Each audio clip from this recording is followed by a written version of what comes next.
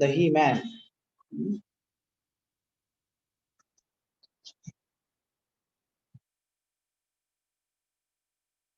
Sir हो गया था एंथैल्पी मतलब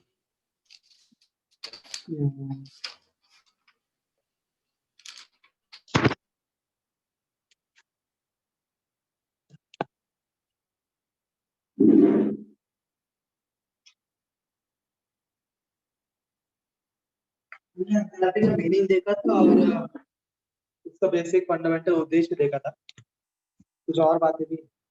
पर उससे पहले कि हम आगे बढ़े, बिकॉज लास्ट टाइम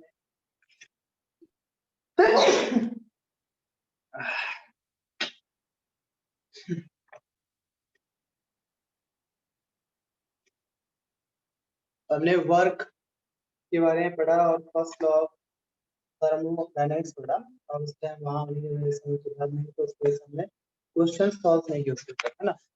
वर्क के फॉर्मूलेस और प्रॉब्लम सॉल्विंग नहीं किया था। तो पहले हम वो वर्क और फर्स्ट लॉ के जो कुछ क्वेश्चन सॉल्व कर लें, उसके बाद फिर एंथैल्पी के प्रॉब्लम सॉल्व करेंगे।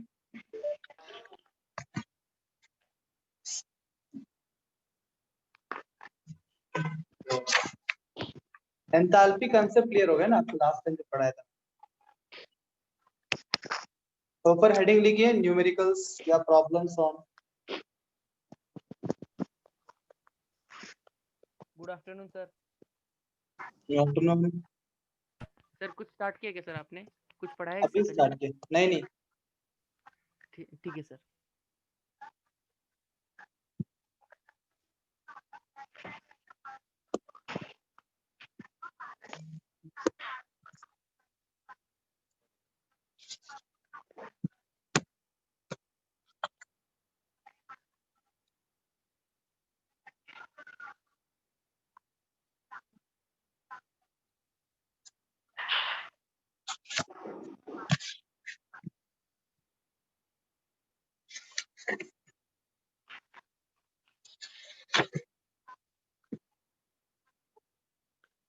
Yes sir. पहले वापस से हम छोटे छोटे फॉर्मूला से लिस्ट आउट कर लेते हैं इस चीज का, फिर से करते हैं।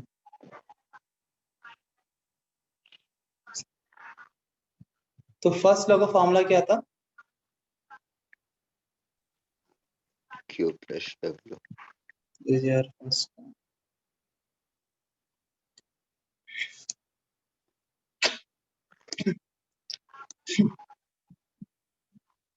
और उसके बाद वर्क के भी एक दो फॉर्मूला देखा था हमने, और उसमें एक और हम ऐड कर सकते हैं। वर्क के बारे में कुछ पॉइंट्स हम ऐड करेंगे, जिससे सामने और कुछ और करेंगे। जैसे हमने एक्सपेंशन और कंप्रेशन के लिए पीवी वर्क निकाला था, प्रेशर वॉल्यूम वर्क, है ना। इसको मैं पीवी वर्क बोलूंगा, PV work, pressure volume work. इसमें दो था, फॉर एक्सपेंशन क्या W equal to minus P delta V, and for compression W is plus P delta V। हमने साइन कन्वेंशन ऐसे बात किया था, work done on system is positive and work done by system is negative.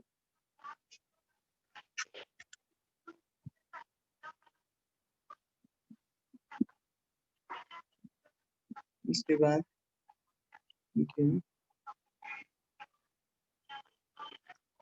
Work done in reversible isothermal expansion.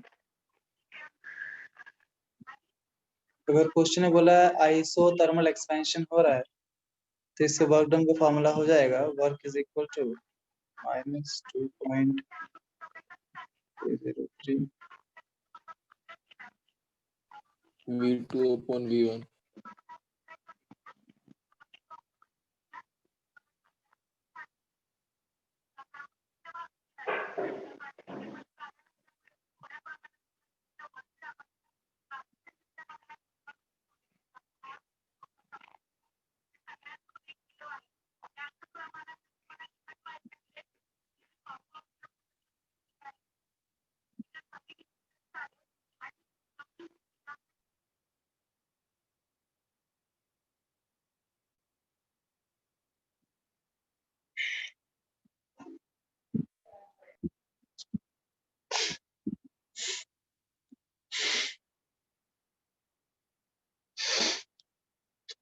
देखो ये जो formula लिखा हमने फॉर एक्सपेंशन है, वैसे अगर आप कंप्रेशन के लिए बोलोगे तो क्या हो जाएगा, साइन क्या हो जाएगा, प्लस हो जाएगा, बस साइन बदलेगा, बाकी पूरा मैग्नीट्यूड सेम रहेगा। मान लिया आप इसको प्लस कर दें,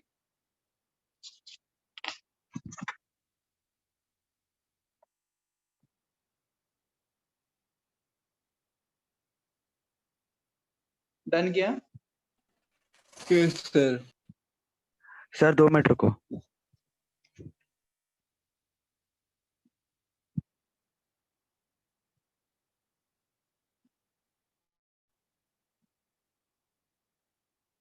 okay yes sir done. Question number 1,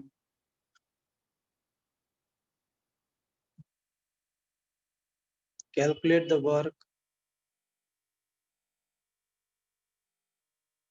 performed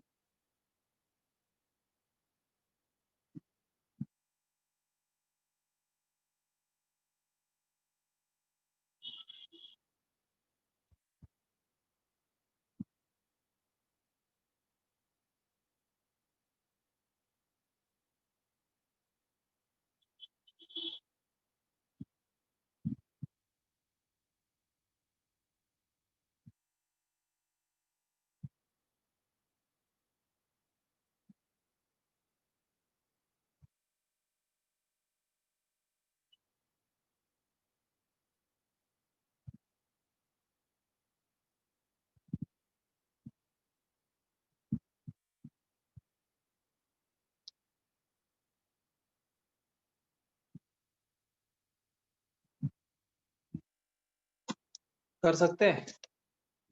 sir R की वैल्यू 8.31 हो गया या फिर 0.083। हाँ, आप 8.314 ले सकते हो। अगर आपने 8.314 लिया तो आपका आंसर जूल्स में आएगा, क्योंकि मैंने ऑप्शंस यहाँ पे नहीं दिए, तो कुछ अगर आप 8.314 लोगे जूल्स में आंसर आएगा। अगर आपने आर के लिए 2 लेंगे तो आपका आंसर कैलोरीज में आएगा। सर पर कैलोरीज के लिए टेम्परेचर को भी केल्विन में कन्वर्ट करना पड़ेगा ना? कैलोरीज के लिए हो या जूल्स के लिए हो, टेम्परेचर हमेशा केल्विन में ही होता है। हाँ ठीक है।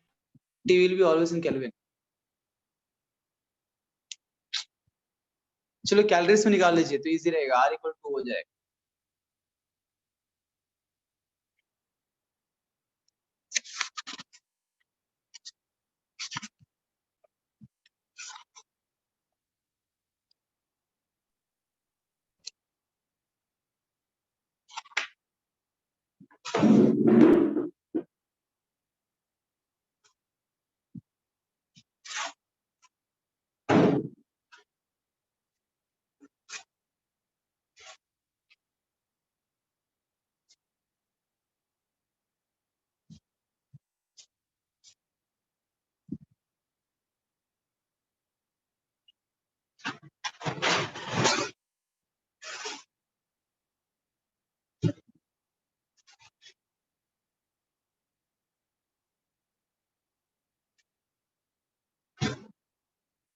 सर 50 के बाद क्या लिखा है?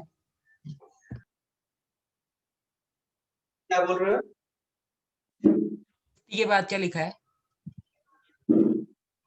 Last word. लीटर 15 से 50 लीटर।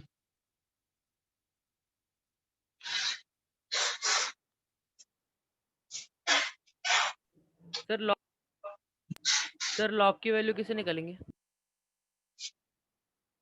अरे तुम सब क्या, तुमको लॉग नहीं आता है क्या? मैथ्स हुआ क्यों नहीं? तुम्हारा मैथ्स नहीं हो क्या? सर मैथ्स का पर अब तक स्कूल में नहीं सिखाया। स्कूल में नहीं सिखाया पर क्लास में वो सिखाया। सर लॉग टेबल यूज करना पड़ेगा। लॉग टेबल की जरूरत नहीं, नहीं किसी को भी नहीं आता लॉगरिथम्स। No sir. आता है हाँ सर मुझे। आता है। आता है, देखो सर वैल्यूज निकालने नहीं आता सर।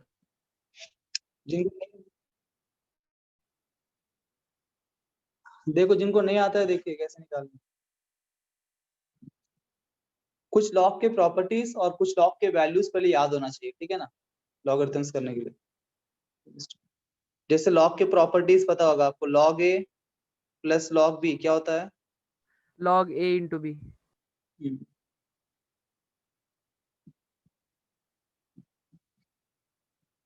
क्या? log a by b.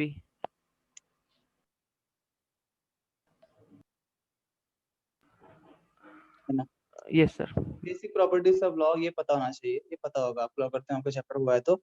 NEET वालों को नहीं हुआ रहेगा तो इनको ये याद होना चाहिए। 3 प्रॉपर्टी है वो आप नोट कर सकते हो लॉग के, जो नीट के बच्चे हैं, और उनका उसमें भी हुआ नीट के अंदर भी आपने किया रहेगा, बिकॉज फिजिक्स का फर्स्ट चैप्टर होता है बेसिक कंसेप्ट ऑफ फिजिक्स जो होता है, या क्या बोलते हैं, बेसिक मैथमेटिक्स या फंडामेंटल्स फॉर फिजिक्स का जो फर्स्ट चैप्टर है आपका जेई नीट के हिसाब से, उसके अंदर मैथ्स ही सिखाते हैं, तो इसलिए आपको ही पता होगा ये चीजें, ये सब फिजिक्स में पढ़ा देते हैं ऑलरेडी। तो ये कुछ, अब इसके वैल्यूज की अगर हम बात करें, कुछ आपको याद रखना है, log 1 की वैल्यू 0 होता है, ठीक है। Yes sir. log 2 का वैल्यू 0.3010 होता है। log 3 का वैल्यू होता है 0.4771। log 5 का वैल्यू होता है 0.69।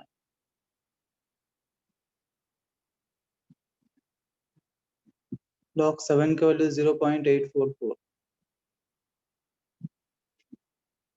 ठीक है, ये 5 और एक log 10 की वैल्यू 1 होती है।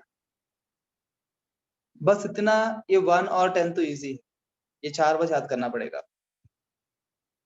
इतने लॉग की वैल्यू आप याद रखिए दिमाग में, इसके अप्रोक्सीमेट भी कर सकते 0.7 करके, इतने लॉग की वैल्यू आप याद रखिए तो we can easily solve या find the values of logs. Though we will not able to find without log table exact value, log table से exact आता है, पर हमको exact चाहिए भी नहीं, because हमारे पास नीट और जेई में ऑप्शंस रहते हैं और ऑप्शंस में अंतर रहता है, तो अप्रोक्सीमेट निकाल तो हम समझ जाते हैं ये ऑप्शन है करके।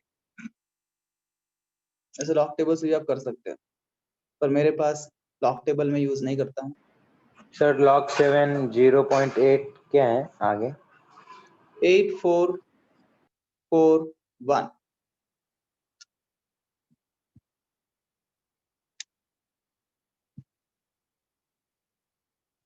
सर 1435.4। आंसर बता रहे हो? Yes sir. Sir -594। Let's check. Sir अभी हम एक क्वेश्चन करते हैं सॉल्व, बहुत पूछा है। बताइए फॉर्मूला क्या है वर्क डन का? Sir sir -2.303 NRT -2303 into NRT NRT log V2 by upon V1। V2 upon by V1। आगे माइनस डालूं प्लस डालूं?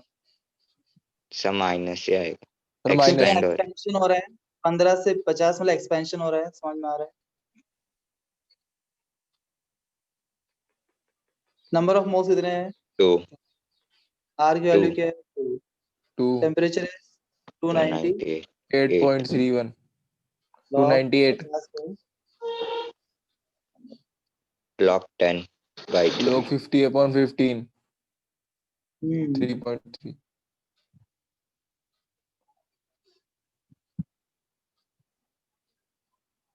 ठीक है, क्या आप में से कोई मुझे इसको मल्टीप्लाई करके बताएगा क्या वैल्यू सर आएगा? सर 274 नहीं -5914 274.5.176। .27969। इतने लोग बता रहे हैं, कुछ समझ में आ रहा है क्या मुझे? सर मेरा तो कुछ अलग ही आया, -1435.45। तू महान है ना। सर मेरा -5, सर सबका अलग आया मेरा सर, मैं अकेला मान -5 नहीं। अरे तो सर वो मल्टीप्लीकेशन आंसर बता रहा है शायद, मेरा भी 1435 स्टार्टिंग यस में सर, आ मैं रहा है। आंसर ही बोल रहा हूँ। बता रहा हूँ, इधर तक ये मल्टीप्लिकेशन पूछ रहा हूँ मैं, मल्टीप्लिकेशन कितना वैल्यू? अच्छा फिर ठीक है। सर 2745.176। सही है।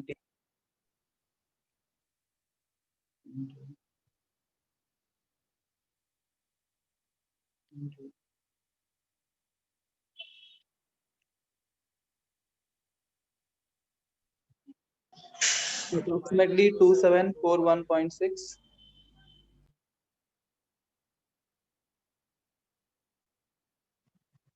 इंटू ये log 10/3 है, क्या log 10/3 का लिख सकता हूँ मैं? log 10 minus log 3. 3 Now the value of log 10 is 1 1 minus log 3 is 0.4771. 0.2552 1 minus 0.4771 कितना आएगा? 0.5229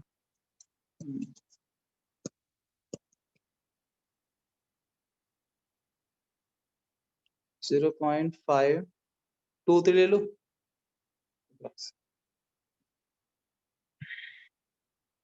मतलब इसका आधा से थोड़ा ज्यादा, आधा से थोड़ा ज्यादा, इसको मल्टीप्लाई करो, आधा से थोड़ा ज्यादा मतलब अप्रोक्सीमेटली हो जाएगा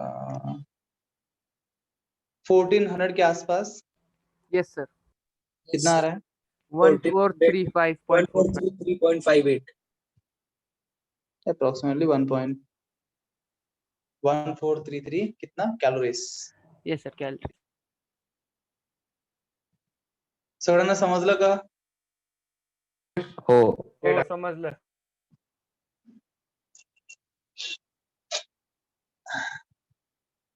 राइट।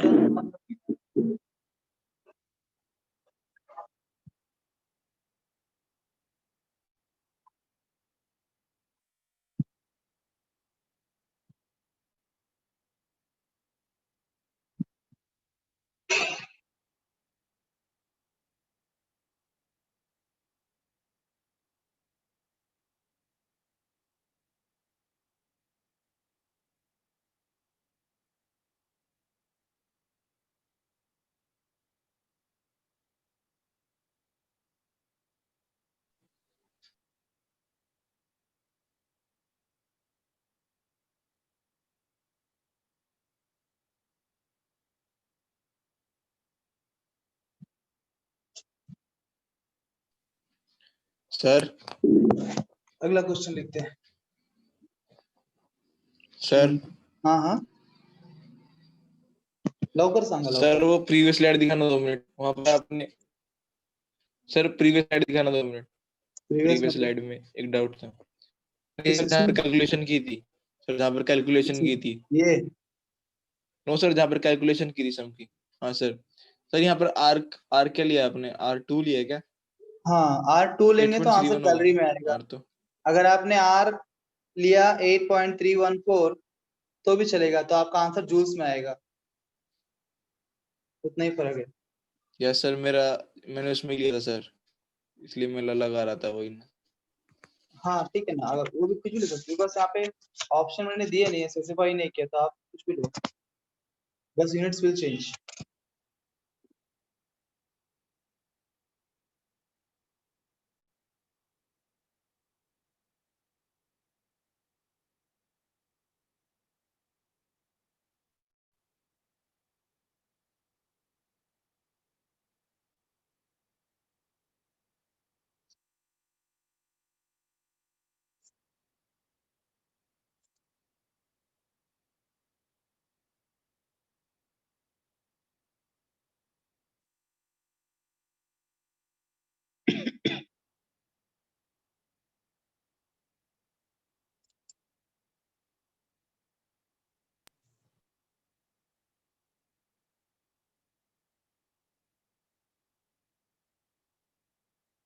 करिए।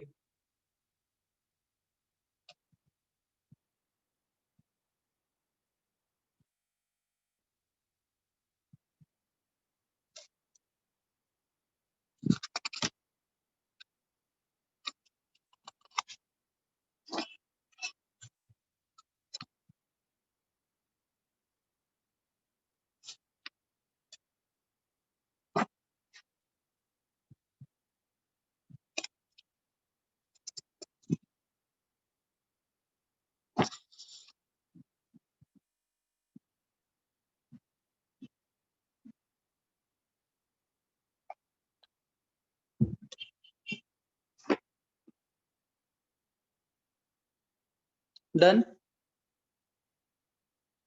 क्विकली।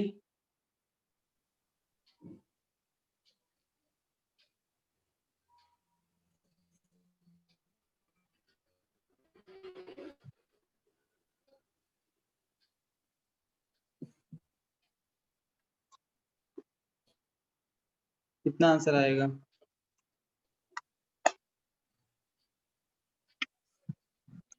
सर इसके लिए इतना टेम्परेचर दिया ना सोचने की जरूरत ही नहीं है। आंसर क्या होगा?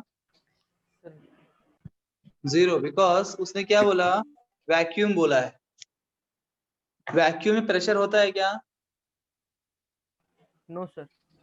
तो जब प्रेशर 0 हो जाएगा तो वर्क डन क्या होगा? 0 जीरो। हो जाएगा ना। आपको शुरुआत में मैंने समझाया था ना, वो फ्रीली फॉलिंग बॉडी, वो एग्जांपल्स दिया था मैंने यस सर। ना। तो कंसेप्ट बेस्ड क्वेश्चन है, तो कंफ्यूज करने के लिए 3 मोल्स दिया हुआ है। जैसे आपको वैक्यूम दिखाई देगा ना, या तो वैक्यूम या बोलेगा फ्रीली, ऐसा वर्ड आ जाएगा, समझ जाना वहां पे जो है आपका प्रेशर 0 हो गया। प्रेशर 0 हो गया तो वर्क डन भी 0 होगा। ऐसे concept based question. This question is from previous year on.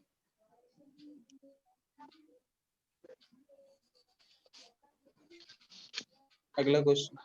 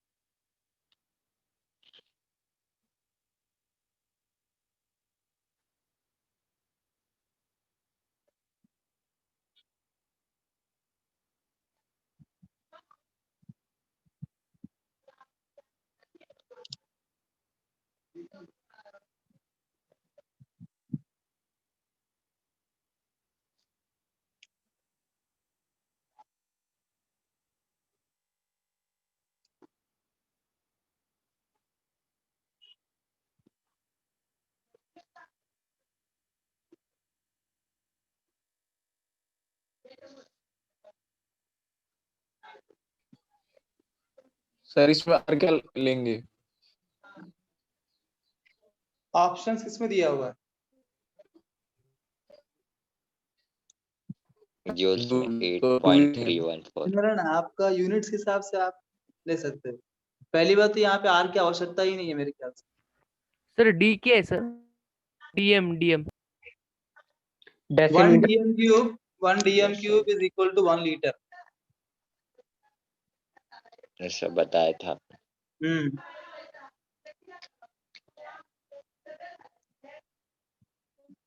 यहाँ पे आर सर की जरूरत है क्या? माइनस नहीं 6 ना। जूल।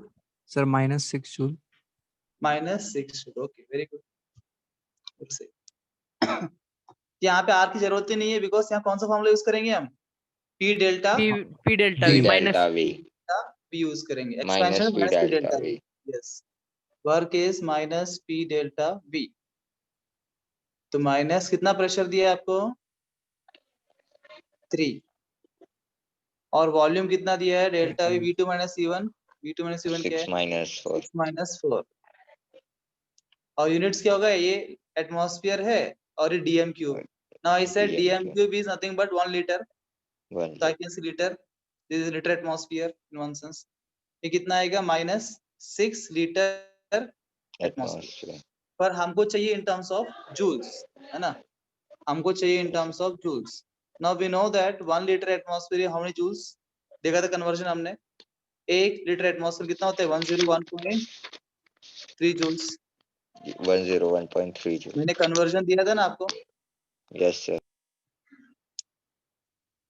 कितना हो जाएगा ये?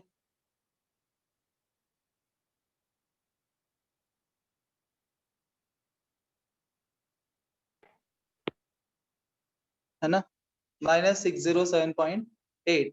तो क्या आंसर टिक करेंगे हम? Option B, -608। समझ में आया?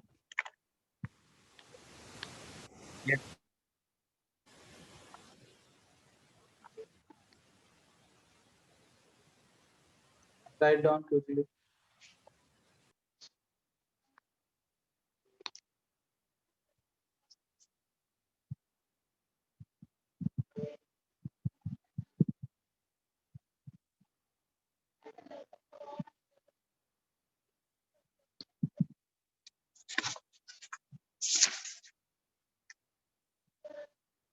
Sir Done? प्रीवियस स्लाइड दिखाना। Question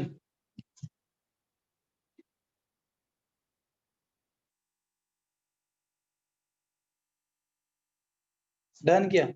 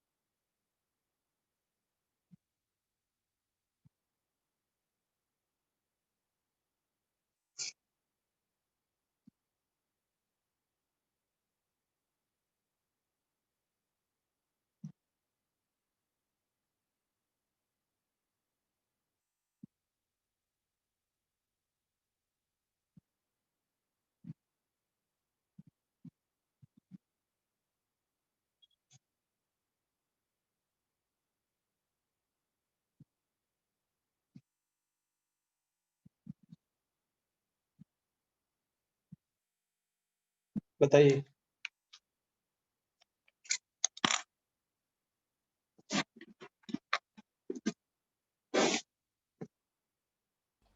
Sir, 4.606.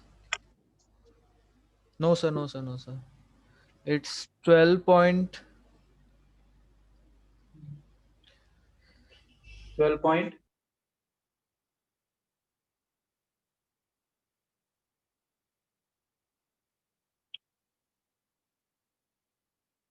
बोलो। Sir, 1380.9. 1380.9 ओके। किसका आंसर है ये? Sir, मेरा है। ये तुम कौन हो? The साहिल? नहीं सर, मैं युगांशु। Yugansh? Okay.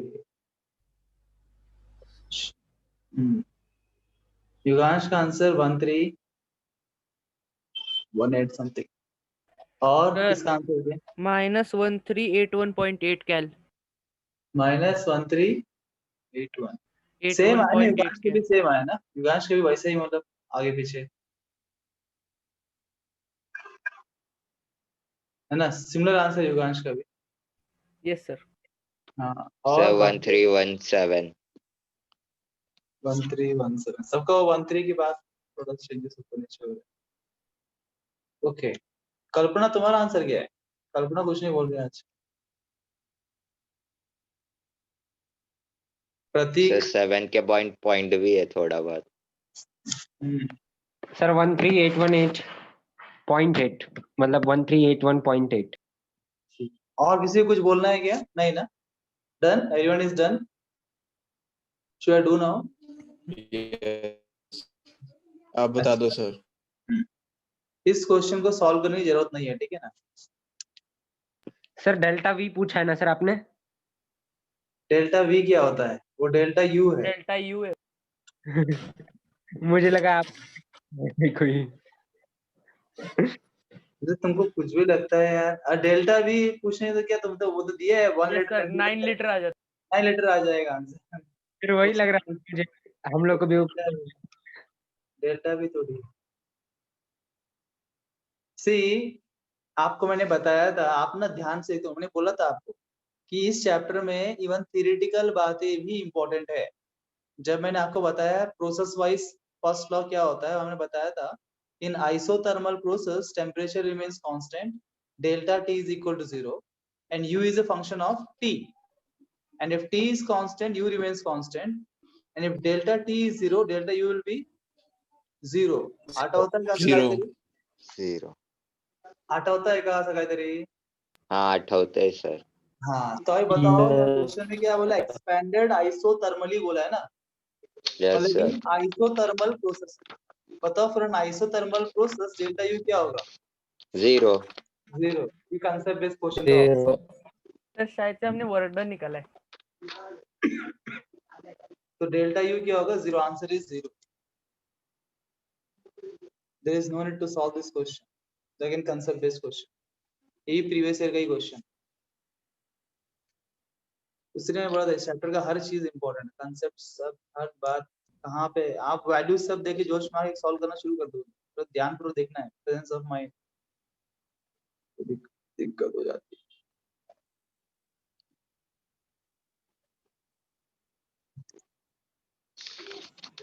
Sir done everyone? Clear? Sir first law में डेल्टा यू है या फिर डेल्टा वी है फॉर्मूले में? डेल्टा यू है, delta U. Delta U, internal energy. Delta U को इंटरनल एनर्जी बोलते Internal energy. हैं. हाँ जी, या तो उसको डेल्टा यू बोलते हैं और कुछ किताबों के अंदर मैंने बोला था डेल्टा ई बोलते हैं. डेल्टा यू या delta E is internal energy, change in internal energy. Okay, अब थोड़ा आगे बढ़ते हैं एंथैल्पी के अंदर. एज दिसंबर के एंड में सर बोल के खत्म करना है, तो थोड़ी देर फास्ट जाएंगे. आगे बढ़ते हैं ज्यादा. तो एंथैल्पी के अंदर मैंने आपको एंथैल्पी क्या है बता दिया था, और हम वहां पे लास्ट में बात कर रहे थे कि कैसे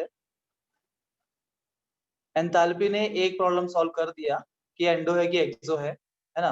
पर दूसरा प्रॉब्लम जो है रिएक्शन का स्पॉन्टेनिटी के बारे में, फिजिबिलिटी के बारे में एंथैल्पी ने बताया कि मैंने क्या बताया कि सारे एक्सो रिएक्शंस जो होते हैं Spontaneous. वो स्पॉन्टेनियस होते हैं और सारे एंडो रिएक्शंस होते हैं नॉन स्पॉन्टेनियस. परंतु Yes. मैंने बोला मुझे इससे ऑब्जेक्शन है ना, तो इसके लिए एक्सेप्शन में ऐसे बोल सकता हूँ. आपको आइस क्यूब पता है? Yes sir. Yes sir. ये आइस क्यूब जो है ये कहाँ पे था? फ्रीजर में था. ठीक है, मैंने इसको बाहर निकाल दिया. अब बाहर निकाल के बाहर रख दिया मैंने, तो बताओ ये आइस क्यूब पिघलना शुरू होगा नहीं होगा? होगा सर. होगा सर. होगा सर. इसको पिघलने के लिए वो एनर्जी को एब्जॉर्ब कर रहा है कि रिलीज कर रहा है? एब्जॉर्ब. Absorb. एब्जॉर्ब करेगा. हीट एब्जॉर्ब कर रहा है. जो एटमॉस्फेयर में हीट है, बिकॉज वो जहां पे था वहां बहुत लो टेम्परेचर मेंटेन था. जब बाहर आ गया उसके लिए टेम्परेचर बढ़ गया ना, बाहर टेम्परेचर, रूम टेम्परेचर. तो रूम टेम्परेचर में वो क्या हो रहा है? गर्म हो रहा है, मतलब उसको हीट मिल रहा है. उस हीट को एब्जॉर्ब करके वो क्या हो रहा है? पिघल रहा है. ठीक है, वो पिघल रहा है और पानी पानी हो रहा है. सो बताओ इसको पिघलने के लिए क्या आपने फोर्स किया? No sir. No sir. No sir. अपने आप हो रहा है ना. Yes sir. ये रिएक्शन स्पॉन्टेनियस है, Yes sir. Yes sir. और क्योंकि वो एनर्जी को एब्जॉर्ब कर रहा है, Indo. क्योंकि वो एनर्जी को एब्जॉर्ब कर रहा है, इसीलिए इसको हम क्या बोल सकते हैं? एंडो की एक्सो? Indo. एंडो. इसको हम एंडो बोलेंगे. तो उसका मतलब ये एंडोथर्मिक रिएक्शन है, फिर भी ये स्पॉन्टेनियस है. अकॉर्डिंग टू द हीमैन उसने क्या बोला? All the endothermic reactions are non spontaneous, है कि नहीं? Yes sir. Yes sir. पर हमारे पास ऐसा एग्जांपल है जो एंडोथर्मिक फिर भी वो स्पॉन्टेनियस है. इसी प्रकार से वो कैम्फर. कैम्फर जानते हो आप? Yes sir. कपूर. कपूर, कपूर. करीना कपूर, नहीं राजेश सर, कपूर. पूजा का वो सर. वाला कपूर नहीं सर. हाँ, फिर सर आरती में जो यूज करते हैं. Yes sir. अच्छा, जो आरती में यूज करते हैं. आरती तुम कौन सा कपूर यूज करती हो? जो भी कपूर है. कपूर जो है कैम्फर एक ऐसा है, वोलेटाइल है. हम बोलते हैं ना इट इज वोलेटाइल. क्या होता है? उड़ता है. क्या होता है? सब्लिमेशन होता है उसका ना, yes sublimation. Sir. Directly solid से बन जाता है गैस, सब्लिमेशन होता है। बताओ इसके लिए क्या आपने फोर्स किया था उसको? No sir. No sir. नहीं, अपने आप हो रहा है ना। तो ये सब्लिमेशन होने के लिए वो हीट एब्जॉर्ब कर रहा है वापस, मतलब ये एंडो है फिर भी ये स्पॉन्टेनियस। सर ड्राई हाँ? आइस भी एग्जांपल है ना? क्या बोले? ड्राई आइस भी एग्जांपल आएगा ना? किस चीज के लिए? सर कि वो उसको हम हीट प्रोवाइड नहीं करते फिर भी वो सब्लिमेशन करता है। हाँ, तो ऐसे मतलब देख रहे हैं ना, बहुत से उदाहरण है राइट, जहाँ पे एंडो है फिर भी वो स्पॉन्टेनियस हो सकता है। मतलब इसके आधार पे क्या हुआ, ऐसे हम तो एक दो ऐसे बात कर रहे हैं रेगुलर लाइफ के, जो किताब में चर्चा उसके बारे में, एक्सेप्शन के बारे में दिया नहीं, लिमिटेशन के बारे में। पर जो भी कारण था, जो साइंटिस्ट लोगों ने ऐसे बहुत सारे लिमिटेशंस निकाले, तो क्या हुआ, ही मैन फेल हो गया इस चीज में। एंडो एक्स में सक्सेसफुल हो गया, पर स्पॉन्टेनिटी के बारे में वो यूनिवर्सल थ्योरम दे नहीं पाया। और जब ऐसे उसका अपमान हो गया है, तो क्या किया उसने, आत्महत्या कर लिया। उसकी कहानी वहीं पे अंत हो गई। अब ये प्रॉब्लम को सॉल्व करने वाले आगे आने वाले हैं सुपरमैन, ठीक है। तो सुपरमैन बोलते हैं कि मैं सॉल्व करूंगा इस प्रॉब्लम को। अब सुपरमैन क्या करने वाला है जानने से पहले हम ही मैन की कुछ और बात कर लेते हैं। एंथैल्पी जो है बहुत अलग टाइप के होते हैं। Will talk about types of enthalpy. कुछ थ्योरी देख लेते हैं, टाइप्स ऑफ एंथैल्पीज। पहला है एंथैल्पी ऑफ फॉर्मेशन।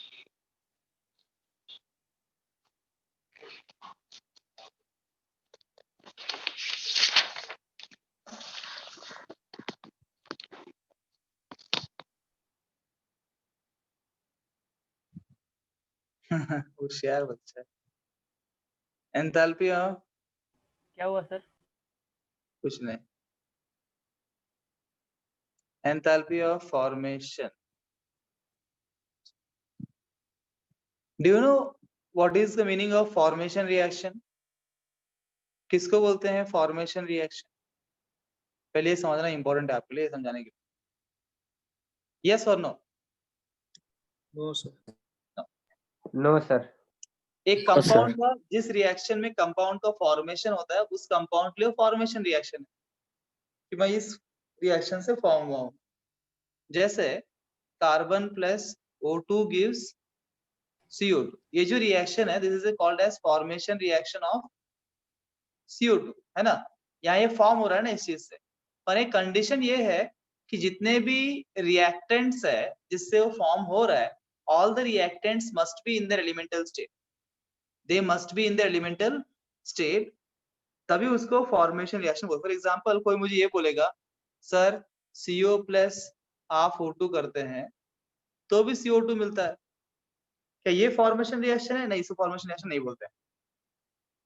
कंडीशन है, ये फॉर्म होना चाहिए, परंतु कैसे फॉर्म होना चाहिए, फ्रॉम इट्स रेस्पेक्टिव एलिमेंट्स। मतलब जैसे सी और O2 है ना, सी और ऑक्सीजन है, ये दोनों एलिमेंट के मिक्सचर से बनना चाहिए, तब उसको फॉर्मेशन रिएक्शन बोलते हैं। ठीक है, समझा गया? Yes sir. Yes sir. लिखिए, when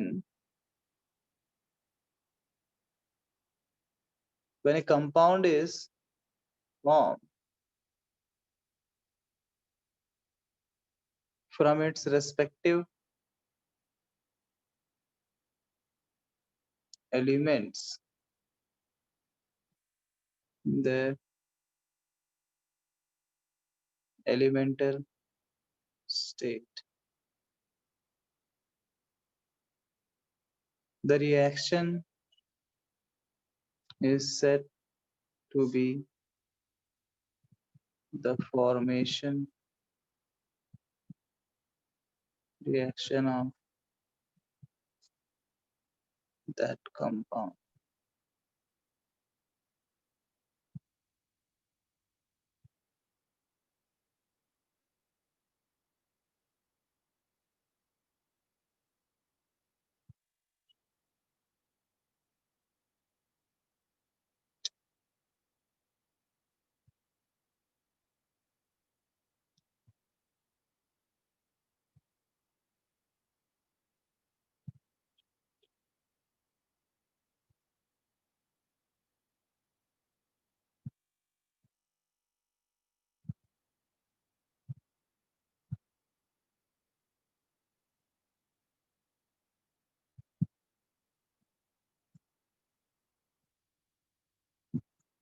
लिखा? Yes sir. Yes, sir. Change the paragraph and write. The energy sir 1 minute पीछे दिखाना पिछला स्लाइड।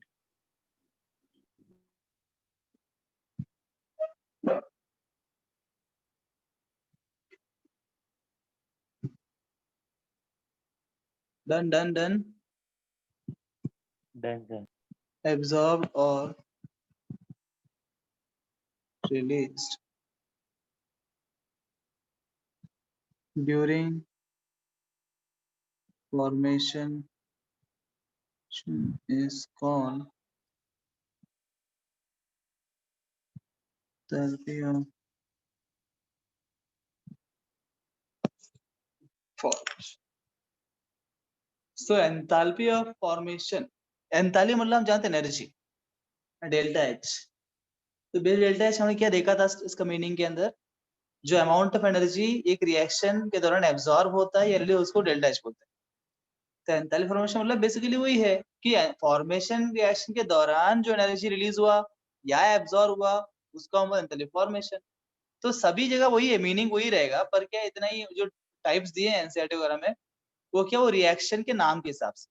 जब हम बोलते हैं एंथैल्पी ऑफ सब्लिमेशन मतलब क्या, सब्लिमेशन के दौरान जो एंथैल्पी एनर्जी क्या हुआ, एब्जॉर्ब हुआ, उसको बोलते हैं एंथैल्पी सब्लिमेशन। पर हम टाइप्स क्यों पढ़ रहे हैं, दो रीजन से। एक तो वो डिफरेंट रिएक्शंस को इंट्रोड्यूस करने के लिए, दूसरी बात ये एग्जाम में इसका थ्योरेटिकल क्वेश्चन ऐसा आता है। फॉर एग्जाम्पल यहाँ मैंने क्या बोला, यहाँ मैंने बोला एनर्जी एब्सॉर्ब्ड और रिलीज्ड, उसका मतलब क्या, फॉर्मेशन रिएक्शन जो है वो एंडोथर्मिक भी हो सकता है और एक्सो भी हो सकता है, ये मैं बोल रहा हूँ इनडायरेक्टली। वैसे ही कुछ जगह हम क्या करेंगे, जैसे फॉर एग्जाम्पल कंबशन रिएक्शन में कभी एनर्जी क्या होगा, combustion reaction is an exothermic reaction और endo reaction, endothermic. Exothermic. Exothermic. Combustion reaction जो होते हैं एक्सो होते हैं, इसीलिए आप जो घर में खाना पकाते हो ना, मतलब आप नहीं पकाते रहेंगे, पेरेंट्स पकाते रहेंगे, तो स्टोव के ऊपर वहां कंबशन ही हो रहा है ना, जो फ्यूल है, गैस है, उसको आप जला रहे हो, that is combustion. Combustion of those में जो भी उसके अंदर अलग अलग अल्केन्स प्रेजेंट है उसका कंबशन कर रहे हो, और कंबशन से आपको एनर्जी मिलती है, एनर्जी से आप खाना पका रहे हो, वो एक्सो रिएक्शन है, उसलिए हम फ्यूल को जलाते हैं। जो गाड़ी में आप पेट्रोल जलता है, पेट्रोल जलेगा, डीजल जलेगा, तभी आप गाड़ी भागेगी, तो वो जलता है, एनर्जी देता है, वो एनर्जी से गाड़ी भाग रही है। So all the combustion reactions are exo reactions. तो उसमें क्या होता है, लिखिए मत, ठीक है ना, लिखेंगे, इसीलिए फिर वहां क्या समझ में आता है कि वो सभी एग्जाम, वहां हम एब्सॉर्ब और रिलीज नहीं लिखेंगे, वहां से बोलेंगे रिलीज ही लिखेंगे। तो एग्जाम क्वेश्चन कैसा आएगा, which of the following reactions are always exothermic, which of the following types of enthalpies are always endothermic, this kind of questions will also be asked, that's how we need to write। यहाँ पे दोनों लिखा है, मतलब उसका मतलब कि and कुछ भी हो सकता है, अनप्रेडिक्टेबल है। नेक्स्ट पॉइंट इसमें लिखिए, इफ, एक मिनट रुको, इससे पहले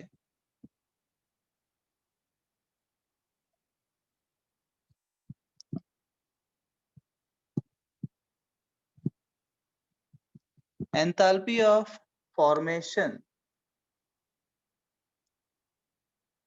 of elements is 0। कोई भी एलिमेंट का एंथैल्पी फॉर्मेशन 0 होता है।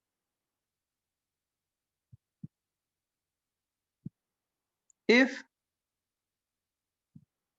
an element has its allotropes,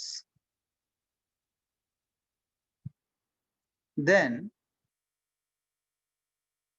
only the most stable allotrope will have 0 enthalpy of formation, not others। सो कोई भी अगर अपने एलिमेंट फॉर एग्जांपल सोडियम सिर्फ Na है, अब कोई पूछता है Na का एंथैल्पी फॉर्मेशन क्या, बोले 0, Cl2 का 0, O2 का 0। तो जो भी एलिमेंटल स्टेट में होते हैं, एलिमेंट्स के फॉर्म में होते हैं, उनका एंथैल्पी फॉर्मेशन 0 मानते हैं। ये बात हमें न्यूमेरिकल्स में काम आएगा, सॉल्व द प्रॉब्लम्स, उनका हम 0 मानते हैं। बट इन केस अगर मान लीजिए कोई एलिमेंट का फॉर एग्जांपल कार्बन है, कार्बन जो है 3 इलेक्ट्रॉनिक फॉर्म में एग्जिस्ट करता है, ग्रेफाइट, फ्लोरीन एंड डायमंड। तो इन तीनों में से जो ग्रेफाइट है वो थर्मोडायनामिक सबसे अधिक स्टेबल होता है, most stable form of carbon is graphite.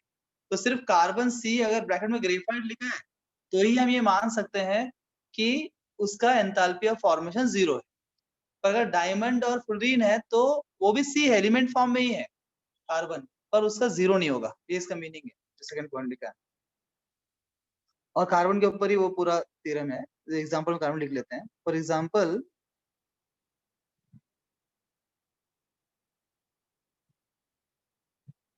graphite is the most stable form of carbon, hence enthalpy of formation of carbon in the form of graphite will be 0,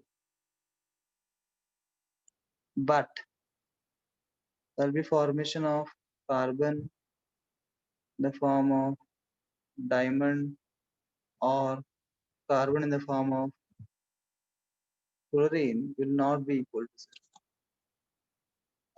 सबको समझ में आ रहा है क्या बोल रहा हूँ ना?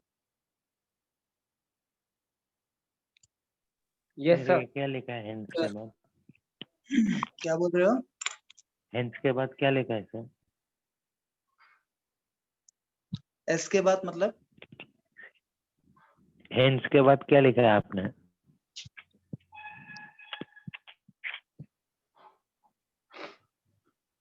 हेलो समझ में नहीं आ रहा है क्या बोल रहे हैं आप?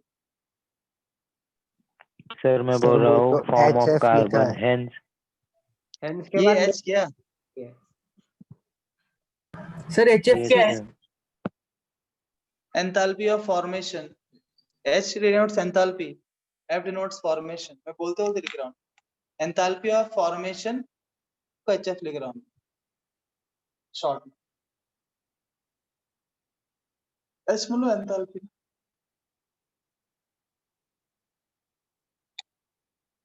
Enthalpy of formation of carbon in the form of graphite is 0. Enthalpy of formation of carbon in the form of diamond and the form of fluorine is non-zero.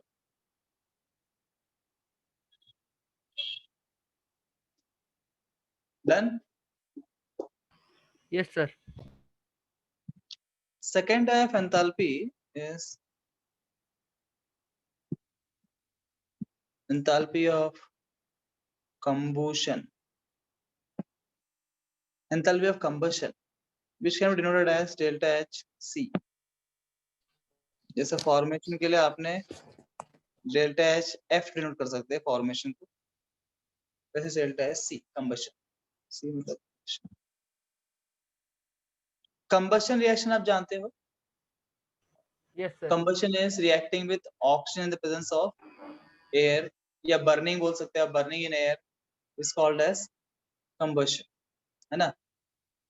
तो ड्यूरिंग कंबशन जो एनर्जी रिलीज होता है उसको बोलते हैं enthalpy of combustion. Energy released during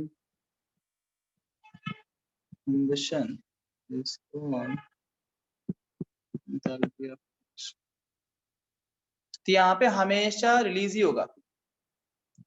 तो delta H C can be either, it is always exothermic reaction. Combustion reaction is always an exothermic reaction.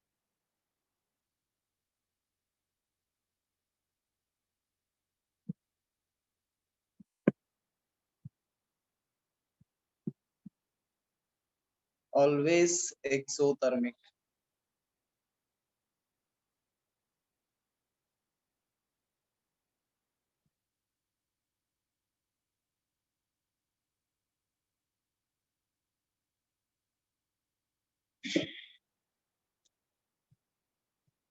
Okay yes sir. Sir इसके बाद क्या लिखा था? Is always exothermic. Okay sir.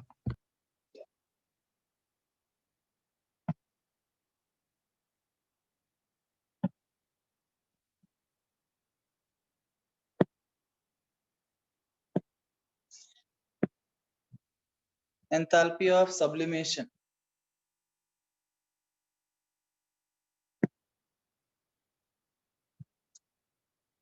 Sublimation क्या है? Simple है, पता है आपको? Conversion of solid to gas, है ना? सॉलिड टू गैस में कन्वर्जन होता है, उसको बोलते हैं सब्लिमेशन। तो सब्लिमेशन के दौरान एनर्जी एब्सॉर्ब होगा, रिलीज होगा? एब्जॉर्ब। रिलीज। रिलीज कैसा होगा यार? हाँ, रिलीज कैसा होगा? सर अभी तो कैंफर का देखा था हमने। अबे तो रिलीज थोड़ी, एब्सॉर्ब हो रहा है ना। हाँ सर वही बोल रहा हूँ। हाँ, the energy absorb during sublimation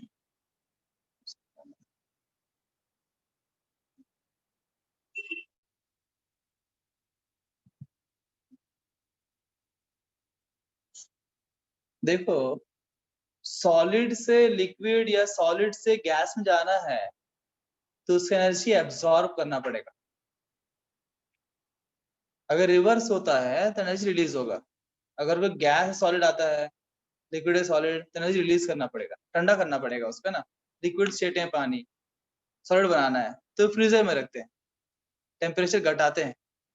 temperature घटने से मॉलिक्यूल्स नजदीक नजदीक आएंगे, नजदीक नजदीक मॉलिक्यूल्स आएंगे, नजदीक जैसे नजदीक नजदीक आते रहेंगे वैसे उनका स्टेट जो है गैस से लिक्विड, लिक्विड से सॉलिड बनेगा। और टेम्परेचर आप बढ़ाते जाओगे तो क्या होगा, वो दूर जाएंगे, तो सॉलिड से लिक्विड, लिक्विड से गैस। लॉजिकल है, राइट? तो ये भी जो है ऑलवेज कैसा होगा? Endothermic. The sublimation is always positive he negative? Positive. Positive मतलब Positive. Window. Absorption of energy. Positive, इसका मतलब हमेशा ये एंडोथर्मिक रहेगा।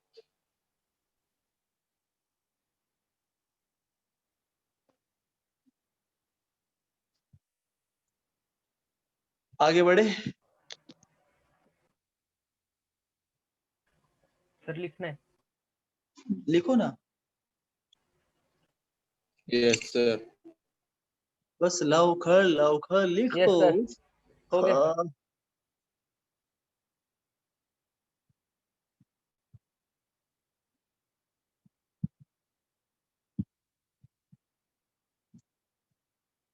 त्यानंतर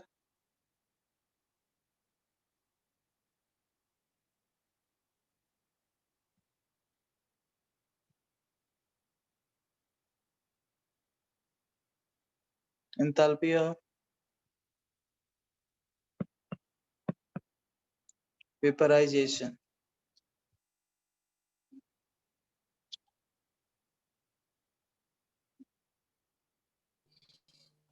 एंथैल्पी ऑफ वेपराइजेशन।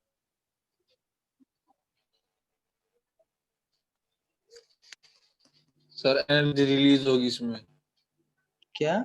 एक्सो होगा ना, के लिए एक्सो होगा ना ये। एब्सॉर्ब होगा, करेक्ट। क्योंकि वेपराइजेशन मतलब क्या, लिक्विड टू गैस। क्या एब्सॉर्ब होगा? सो इट इज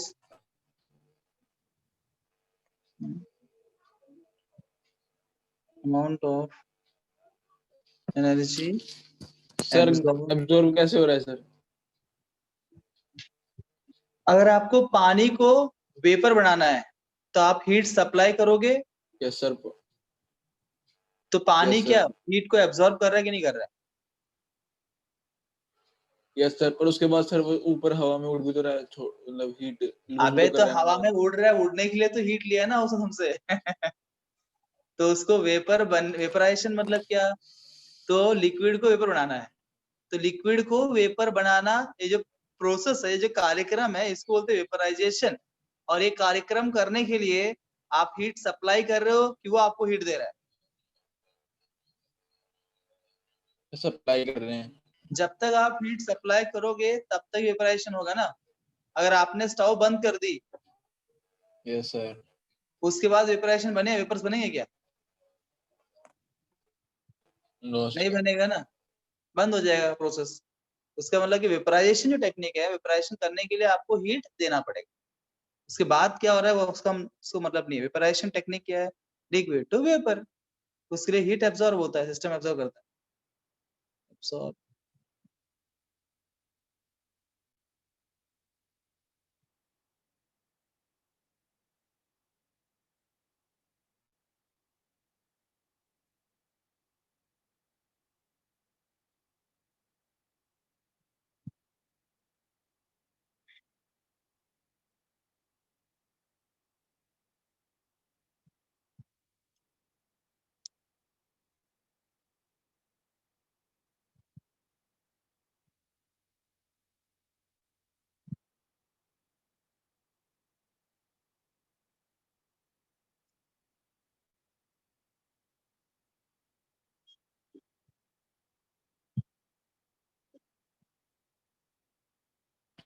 सर और कितने एंथैल्पी से? और 15-20। सर सच बोलो ना। मैं ऑलरेडी गिन रखा है यार, मैं तो और रहेंगे 4-5। अच्छा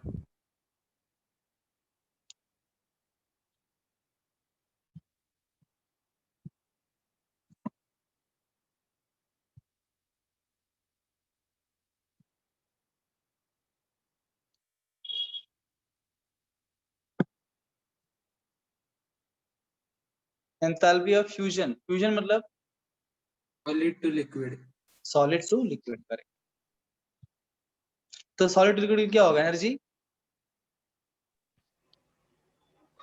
रिलीज,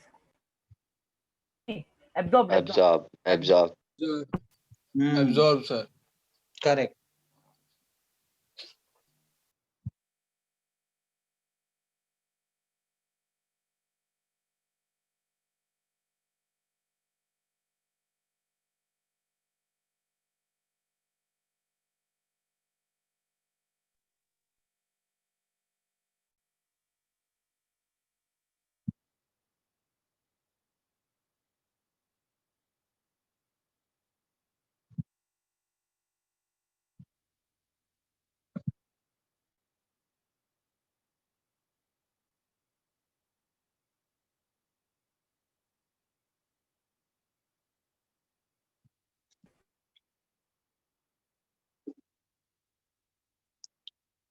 डन।